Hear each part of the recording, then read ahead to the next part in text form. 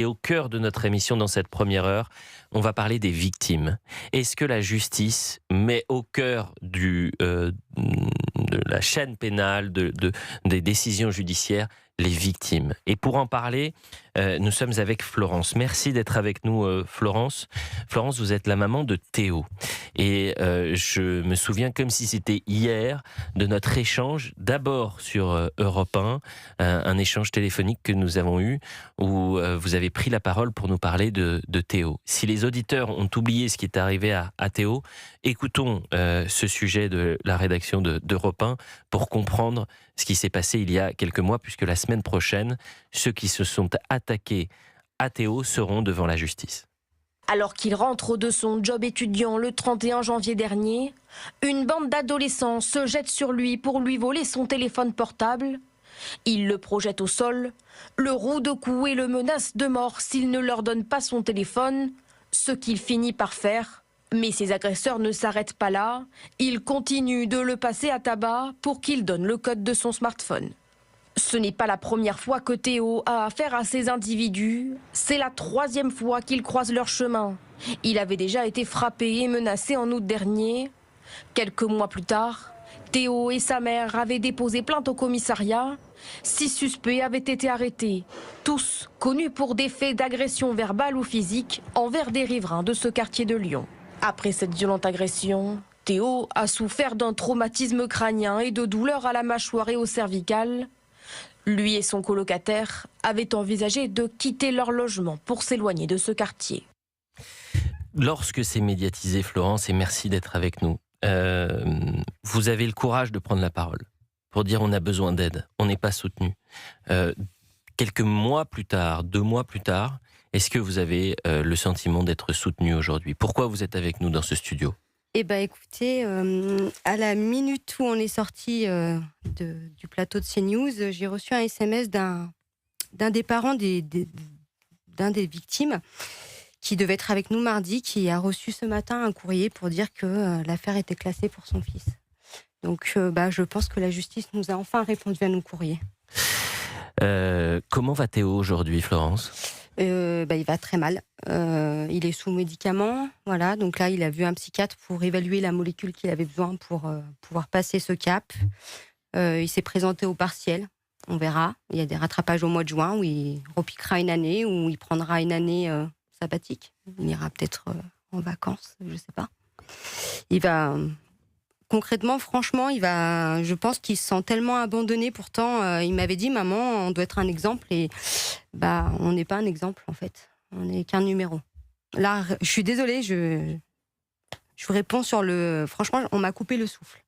Je suis choquée, je suis... Parce que vous découvrez à l'instant, Florence, puisque nous étions ensemble dans l'émission L'heure des pros sur CNews, vous étiez avec nous, et là vous découvrez à l'instant que l'une des familles des victimes qui devait être présente mercredi au procès, le dossier a été classé sans suite. Qu'est-ce qu'il est arrivé à l'autre victime, puisque il faut bien expliquer aux auditeurs d'Europe 1, ceux qui se sont attaqués à votre fils dans la région lyonnaise, c'est un petit gang, oserais-je dire, un groupe d'individus qui se réunissent régulièrement et commettent des méfaits, agressions, vols, menaces. Donc, qu'est-ce qui était arrivé à ce jeune, donc c'était au mois de novembre, il sortait de cours.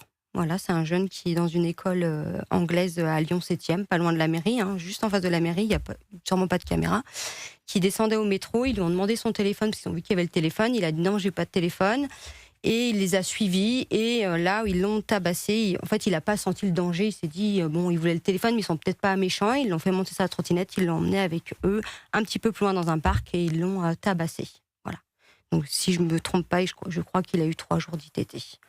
Voilà. Et il a 14 ans. Et 14 ans. Il a 14 ans. Et la justice a décidé de classer sans suite cette affaire, visiblement. Le 6 mai 2026, un courrier est envoyé. Écoutez, là vous venez de l'apprendre. C'est pour auteur inconnu, j'imagine. Pour l'instant, on n'a pas les éléments puisque ça s'est tombé à l'instant. Parce qu'on ne peut pas classer une affaire comme ça. Si les parents, Florence, si les parents souhaitent prendre la parole en direct et nous appeler, qu'ils n'hésitent pas. Ça restera anonyme, bien sûr.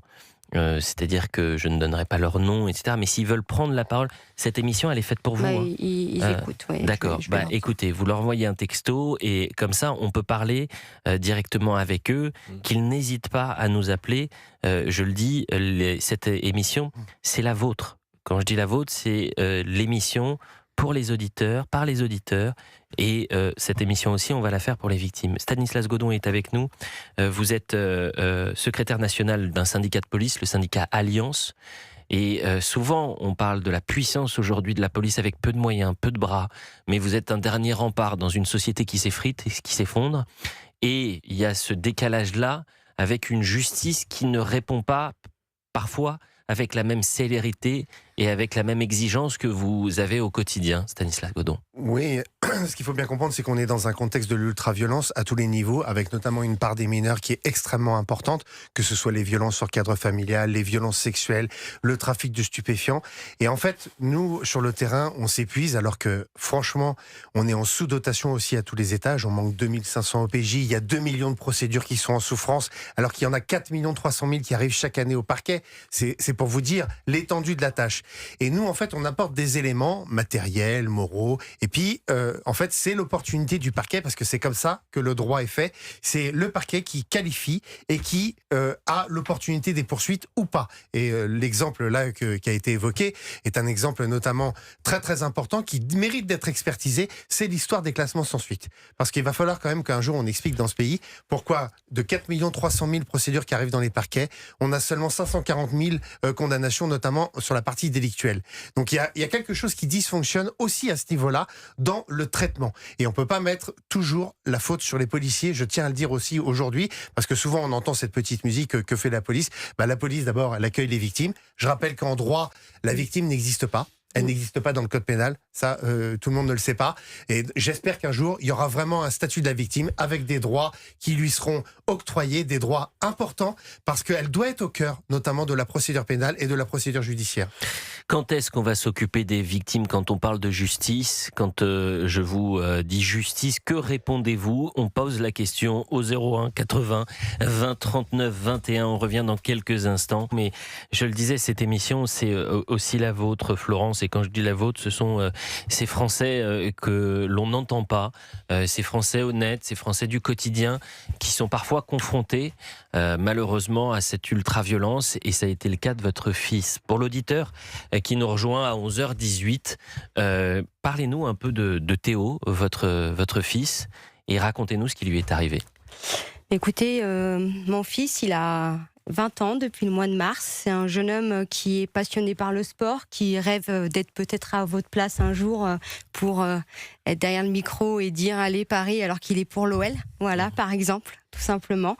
C'est un gamin qui est tellement merveilleux que qu'il est gravé en moi et que j'ai une chance inouïe d'avoir une deuxième chance et une nouvelle vie avec lui. Voilà. Pourquoi vous dites une deuxième chance? Parce que le 31, il aurait dû mourir. Les coups, comme nous a dit le médecin, les coups sur la tête qu'il a reçus pendant plus de 2 minutes, la cervicale C5, il me semble que c'est le souffle ou l'handicap. Il est là, il déprime juste, comme on dit. Voilà, faut pas qu'il s'écoute. Arrête de trop le couver, comme certains m'ont dit. Non, je le couve pas. C'est mon fils et j'ai envie de le... Voilà, je pense que toute personne autour de cette table peut connaître, ou avec un petit chien aussi, par exemple. Voilà, c'est des relations qu'on...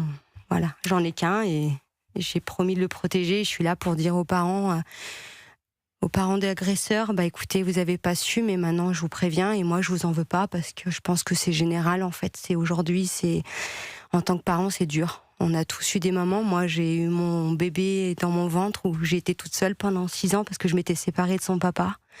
Et on a une relation tellement forte que j'ai sûrement fait des erreurs. Mais j'ai réussi à me rattraper. Et puis aujourd'hui, je suis fière de lui.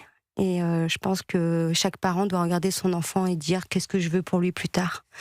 Et moi, pour mon enfant plus tard, je veux un avenir, je veux un gamin qui se dise ma mère, elle a tout fait pour moi et c'est ce que je fais aujourd'hui. Et pas que pour lui, pour les autres victimes, parce que on est 11 mardi. Et je m'excuse pour tout à l'heure, je me suis trompée, j'ai mal lu. En fait, c'est sans suite, c'est notre plainte contre Monsieur Doucet. Donc Monsieur Doucet est protégé, c'est pas bien grave, on s'en fout. Peut-être que l'État, eux, ils seront pas protégés et qu'on aura une réponse dans 5-6 ans. Mais voilà, C'est juste que il y a des enfants dans cette histoire qui n'ont pas de maman, et je pense à un des jeunes hommes qui n'a pas une maman très présente. Moi, je suis ta maman, c'est pas grave. Je t'aime et on va y arriver. Quand vous dites on est 11 mardi, c'est-à-dire qu'il y a... En fait, ils ont décidé, je sais pas pourquoi, ils ont pris du 18 octobre au 31 janvier les dates des victimes qui seront à ce procès-là. Est-ce que c'est parce que c'était les plus graves? Est-ce que c'est parce qu'ils ont dit merde, elle va de partout, elle remue la merde, donc on va vite donner une réponse à cette dame pour qu'elle se taise? Ils sont mal tombés parce que je pense que je vais passer beaucoup de temps chez vous. Et que se passe-t-il la semaine prochaine pour les auditeurs? Encore une fois, on a besoin de tout comprendre. C'est-à-dire que il y a le procès la semaine prochaine. On a le procès, on est convoqué à 14h. On va rencontrer certains jeunes qu'on n'avait pas vus, et d'autres qu'on a déjà vus, en espérant que cette fois, ils lèvent la tête. La question, c'est quand est-ce que la justice mettra au cœur de toute la chaîne la victime? Quand est-ce qu'on parlera de la victime lorsqu'on parlera de la justice? Jeanne est en direct avec nous. Merci d'appeler au 01 80 20 39 21 parce que on a besoin aussi de comprendre quel est le sentiment, quels sont les sentiments des Français quand on parle de la justice. Merci d'être en direct. Bonjour Jeanne. Bonjour à vous, Elliot Deval. Bonjour à tous vos collègues et bonjour à la maman de Théo, à laquelle, évidemment, j'exprime toute ma solidarité et mon admiration. Quand vous entendez le témoignage de Florence, la maman de Théo, quel sentiment vous anime ? Un sentiment de profonde colère vis-à-vis d'une République qui ne protège pas ses enfants, de profonde colère vis-à-vis d'une justice qui, malheureusement, pour partie, est largement habitée par l'idée qu'il ne faut surtout pas surveiller et surtout pas punir. On en est encore à penser que les adolescents de 2026 sont les mêmes que ceux des années 50. C'est absolument faux. Et puis, ce qui m'inquiète, c'est la massification, la tribalisation de ces agressions qui se font par groupe, par tribu. Une lâcheté sans nom. On tabasse, que ce soit sur les terrains de sport, que ce soit à la sortie du lieu d'études ou de travail. Et il y a une chose qu'il faudrait peut-être mettre en place, encore faut-il que les politiques en aient le courage, c'est que les parents soient tenus de remplir un contrat civique. C'est-à-dire que si vous n'éduquez pas vos enfants, si vous ne les habituez pas à l'assiduité à l'école, si vous ne les empêchez pas de traîner dans les centres commerciaux, eh bien, on vous réduit ou on vous supprime les allocations familiales. Voilà ce que je pense. Vous pensez qu'il y a une responsabilité parentale, il y a un devoir de transmettre lorsqu'on est parent, transmettre des valeurs communes lorsqu'on fait nation. Et aujourd'hui, vous avez employé un terme d'ailleurs qui est contesté par une partie de la classe politique, c'est la tribalisation. C'est-à-dire que vous avez des clans, des tribus aujourd'hui qui peuvent attaquer. C'est une formule, bien évidemment, qui est au cœur d'un débat politique.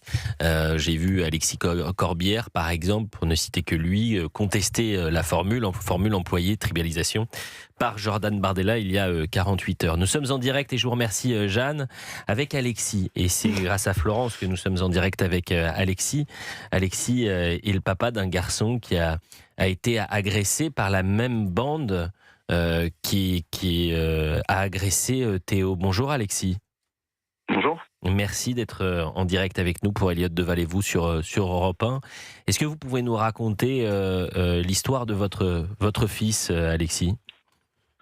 L'histoire de mon fils, c'est l'histoire que d'autres enfants ont vécu pendant cette période autour du 7e arrondissement de Lyon, avec une bande qui sévissait, qui a sévi pendant plusieurs mois. Et ça s'est matérialisé avec ce qui s'est passé malheureusement avec Théo et ce pourquoi sa maman est à l'antenne aujourd'hui. En fait, c'est très simple, il rentrait de l'école. Et il a quel âge votre fils, s'il vous plaît, Alexis ? Il a 14 ans. Il a 14 ans. Donc il rentrait de l'école. Il rentrait de l'école et globalement il s'est fait. Ça a commencé par un vol à la tire et il a pas forcément trop réfléchi. Il a commencé à prendre en chasse l'enfant parce que c'était un autre très jeune adolescent qui lui avait volé une de ses affaires personnelles. Et du coup, il s'est retrouvé dans un parc très peu éclairé à proximité de l'école. Donc c'était une période où il faisait nuit très tôt parce qu'on était en hiver. Et là, il y a cinq individus qui sont les suspects qui passent en jugement a priori la semaine prochaine, donc dans le cadre du procès avec Florence, et qui lui sont tombés dessus, qui ont essayé d'abord de lui prendre son portable en essayant entre guillemets de l'arnaquer. Et puis voyant que lui ne se laissait pas faire, ils ont commencé à être plus violents et à l'attraper, à le mettre par terre. Et c'est à ce moment-là qu'il a appelé à l'aide. Et il y a une personne, heureusement, qui est rentrée du travail, qui passait par là, qui a entendu les appels au secours et qui est venu l'aider. Et donc ça a mis en fuite les suspects. Aujourd'hui, votre fils, il va comment ? Il va aussi bien qu'un enfant, un adolescent qui essaye de se construire de 14 ans. Je dirais qu'il est bien entendu beaucoup moins traumatisé que Théo ou d'autres jeunes adultes ou adolescents qui ont croisé la route de ces individus. Mais c'est jamais une expérience qui est très agréable. Puis c'est compliqué parfois de parler, d'essayer de comprendre un petit peu ce qui se passe dans la tête d'un adolescent. D'un ado. Et comment va le père que vous êtes ? Moi, je vais bien. On essaye d'analyser les choses avec un petit peu de recul, même si on a été un peu en première ligne, mais de manière beaucoup moins importante que Florence, que je salue parce que elle fait un travail assez formidable pour essayer de mettre en lumière un petit peu ce qui s'est passé, essayer de faire un peu bouger les choses. J'ai pas forcément il n'y a pas de haine par rapport à ces individus-là. C'est simplement une sorte un petit peu de désarroi par rapport à la manière dont sont gérées les choses, parce que c'est un petit peu la faute de personne. C'est pas la faute de la mairie du 7e, c'est pas la faute de la mairie de Lyon, c'est pas la faute de la justice, c'est la faute de personne en fait. Personne n'est responsable. Comme à chaque fois, personne n'est responsable, malheureusement. Non, c'est ça. Je pense qu'il y a une vraie réflexion à avoir en tant que société, en fait, de se dire mais comment est-ce qu'on gère des cas comme ça, en fait. Parce que on parle de mineurs, on va bien entendu pas mettre des mineurs en prison.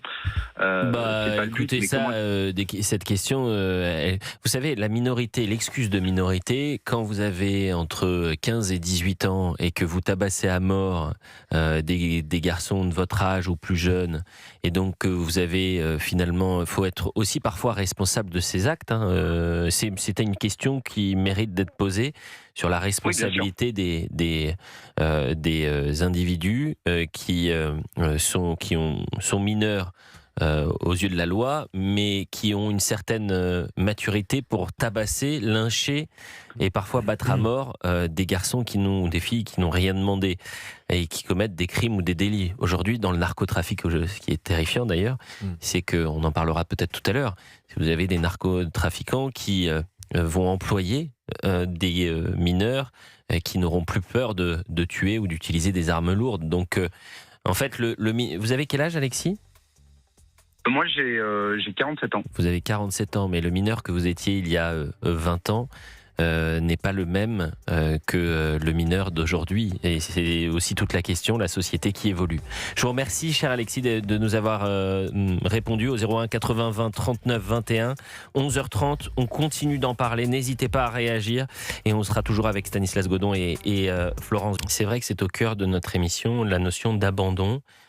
Parce que à travers votre témoignage, moi j'ai du mal à vous regarder dans les yeux, Florence, parce que votre témoignage j'ai envie de pleurer en écoutant à tel point. C'est bouleversant.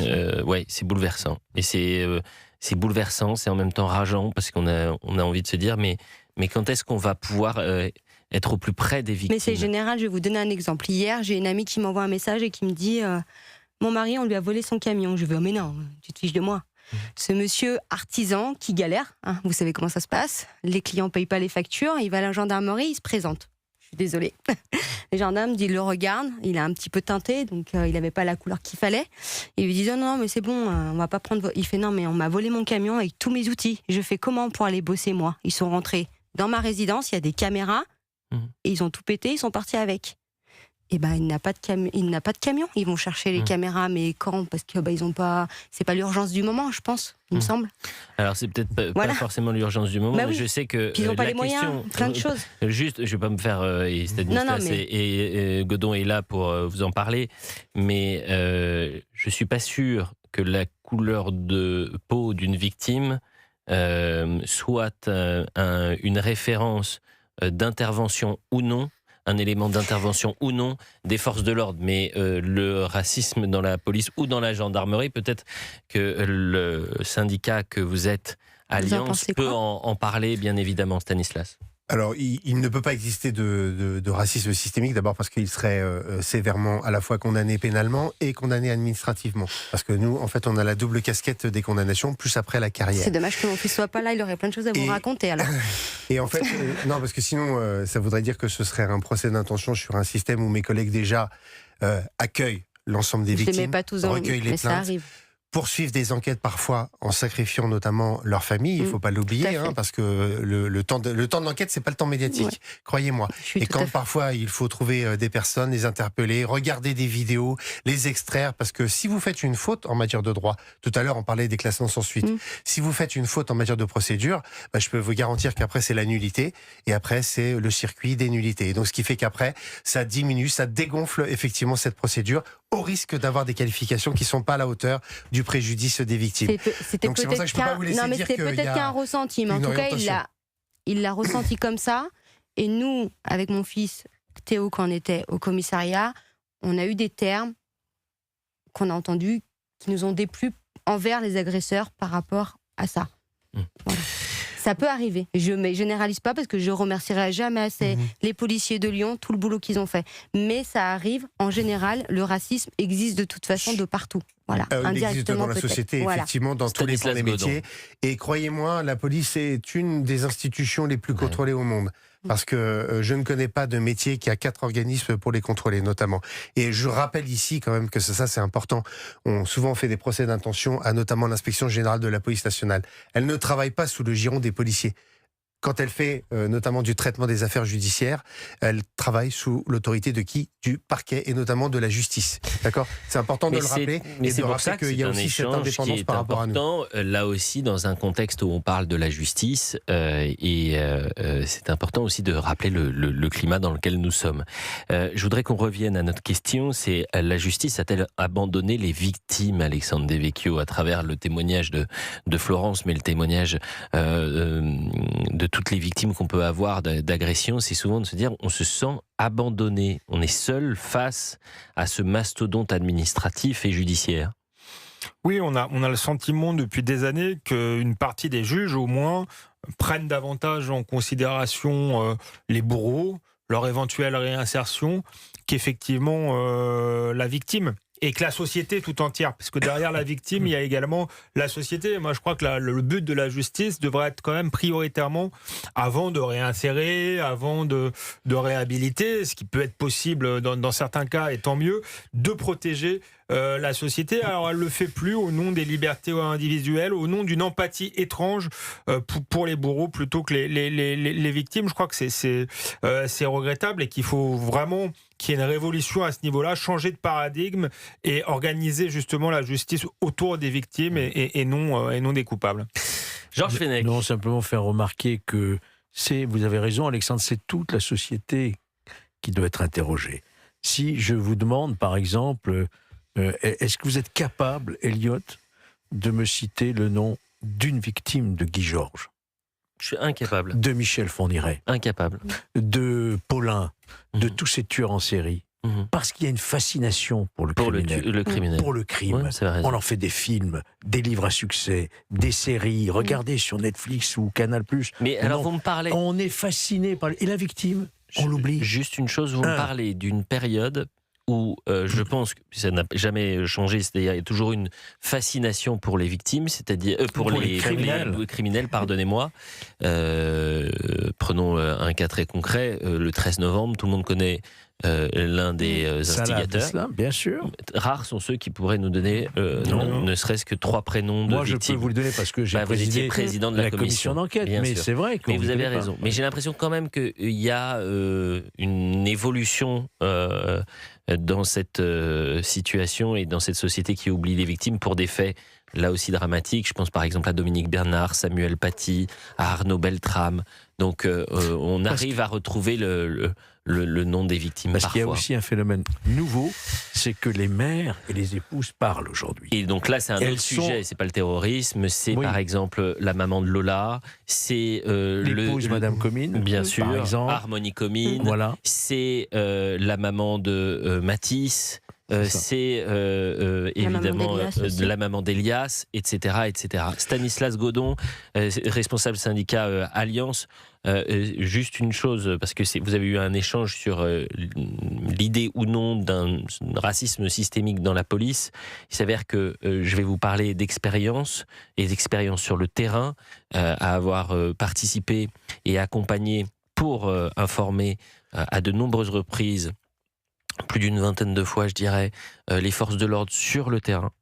Et je peux témoigner de la violence à laquelle ils sont confrontés. Et je n'ai pas relaté à une seule reprise de déclarations racistes, xénophobes ou humiliantes des forces de l'ordre qui étaient présentes. Alors, c'est un témoignage. Je ne dis pas que ça fait foi.